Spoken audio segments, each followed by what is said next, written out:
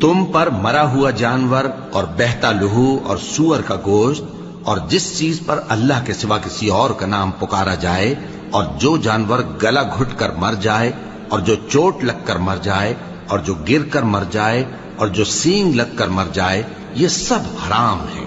اور وہ جانور بھی جس کو درندے پھاڑ کھائیں مگر جس کو تم مرنے سے پہلے ذبح کر لو،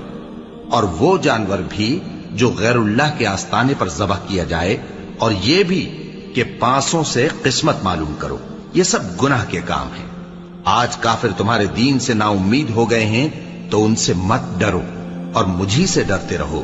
آج میں نے تمہارے لیے تمہارا دین کامل کر دیا ہے اور اپنی نعمتیں تم پر پوری کر دی اور تمہارے لیے اسلام کو بطور دین پسند کر لیا۔ ہاں، جو شخص بھوک میں ناچار ہو جائے بشرطے کہ گناہ کی طرف مائل نہ ہو تو اللہ بخشنے والا ہے، بڑا مہربان ہے۔